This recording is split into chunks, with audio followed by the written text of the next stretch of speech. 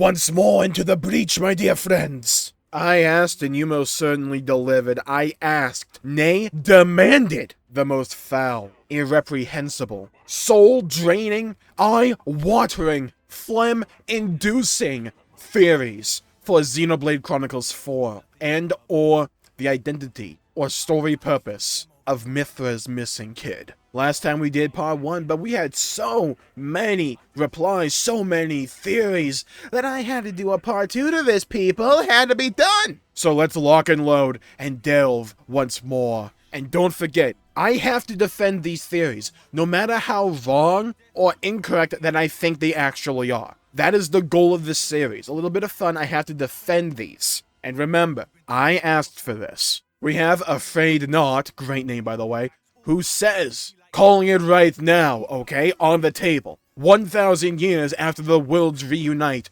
Cosmos, a character from Xenosaga for those who don't know, will crash on Earth and be found by an older Shania and Gondor. Yeah, I learned how to pronounce her name by the way. It's Shania, not Shania. Yeah? See, your boy's learning over here. Together they will go on a journey across the world in an effort to find a solution to the Gnosis threat, who Cosmos has warned them about. I imagine the Gnosis threat is something Xenosaga related. Also, Mythra's kid will be the protagonist of the inevitable Xenoblade Warriors set during the first Mobius War. Okay, I'm gonna largely tackle the first half of this. I think there's a definite possibility that we see Cosmos again in Xenoblade Chronicles 4, or if you watch the first part, Xenoblade Saga, which is an amazing name in my opinion. Xenoblade Saga just rolls off the tongue. The words are tap dancing on my taste buds. And I said before, Xenoblade 3 largely feels more like setup to Xenoblade 4 than it felt like an insular story in my opinion. So I can easily see some of those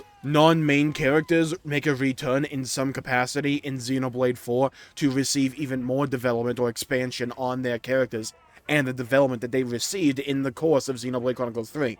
Shania and Gondor are two of those characters who feel, after the fact, like they were being hyped up a lot. And that they were meant to be very, very, very important characters, even more important than how they ended up being. So making a return in some fashion in Xenoblade 4 after being introduced and having some story in Xenoblade 3, I think is a possibility if Xenoblade 4 is really going to follow up on the story of Xenoblade and Xenosaga this directly, which I think it may. They've gotten the rights to use Cosmos before in Xenoblade 2. Heck, she was one of the blades you could get. So a Cosmos reunion is not completely off that book, in my opinion. And I could see Cosmos being one of the main characters, even one of the main party members for Xenoblade Chronicles 4. Now, do I think the party will stop with just Cosmos, Shania, and Gondor? No, I think you may run into Noah and Mio along the way in some capacity. I think Mythra's kid could very well be one of those party members, but I think another thing they could do for Mythra's kid is have them be a character in a spin-off game, like a warrior-style game. If you're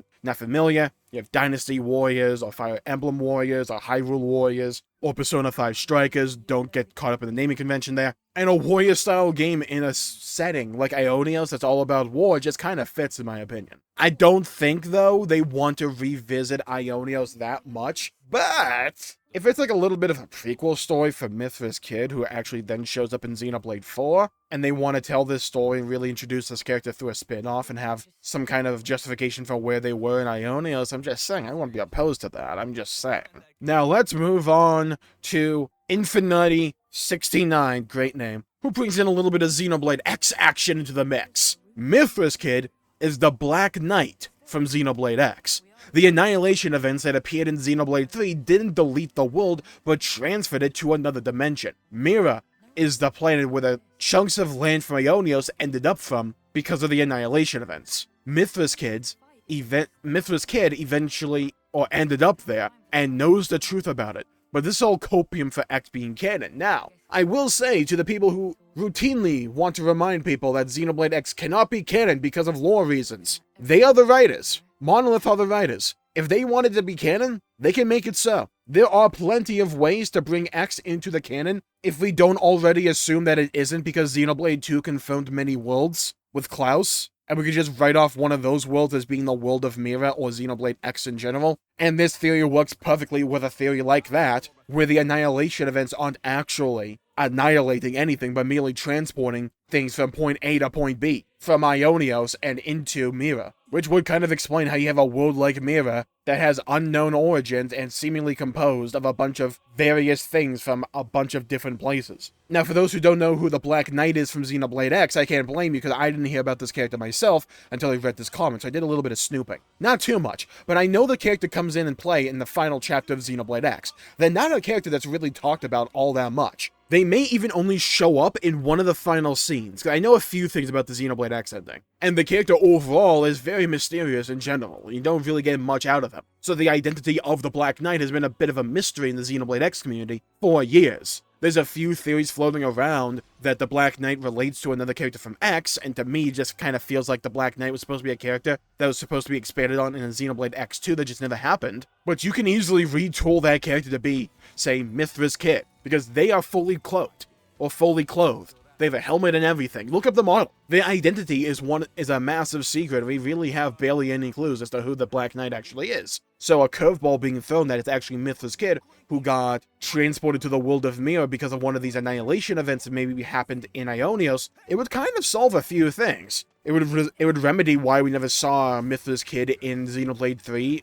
either in Future Redeemed or in the base game at all, and what happened to them. I think it's pretty fun to think about, because I'm still not unconvinced that I still think they may bring X into the canon. I don't know if it's the highest priority right now. I think they just put all the eggs in the Xenosaga basket, but X is something they always have in their back pocket that they can play on a moment's notice and change a lot of things. This being one of them. Bubbles returns to the series with an interesting one. Noah and Mia will become the new Klaus and Galea of the new story arc. Not literally, but filling in similar roles of, quote-unquote, characters that are the start to all these events. So I think I know what Bubbles is trying to get across here, and that is you have these two main overarching characters who are pretty much the points where you can track any storyline in that game back to them. Like how in Xenoblade 1 and 2, all the stories pretty much just led back to Klaus, if you follow them long enough. So maybe for Xenoblade 4, all the storylines will somehow lead back to Noah and Mio, who I 100% think we will see again in some capacity, possibly as main characters, or even main party members, or in this Klaus and Galea role, if they want to do a bit of a time skip, where Noah and Mio did some kind of event between the end of Xenoblade 3 and the start of Xenoblade 4 that spurred on the events of Xenoblade 4. I think that's possible as well. We move on to J.C. Fernandez, who brings into the arena this theory. My theory is that Origin fused Pyra's kid and Mythra's kid into one person, because their mothers used to be one being. Linka says she looks like them, not like one of them. And I won't lie to you, I kinda thought this may have been the case for a decent amount of time. At least I thought it was one of the possibilities. I still lean overall more towards the idea that I think Glimmer's just Pyra's kid, but I could definitely see them do a storyline along the lines of Pyra and Mythra's kids are able to somehow DBZ fusion into Glimmer when the moment calls for it, for whatever reason, and just because of the happenstance circumstances of Ionios, Glimmer was the form that was taken for the duration of Ionios. I could see that being like one of their abilities or something along those lines. And it would also make it so that we saw every kid from Rex in Xenoblade 3 in some way, because Glimmer would therefore cover two of them. And with Pyra and Mythra being able to be Numa in Xenoblade 2, and Rex still being able to make the Numa sword, I know we don't really talk about it all that much, but yeah, the Numa sword's still there. I read it off as just a circumstance of Ionios and the way blades work in Ionios. But they could easily recontextualize that being said, with that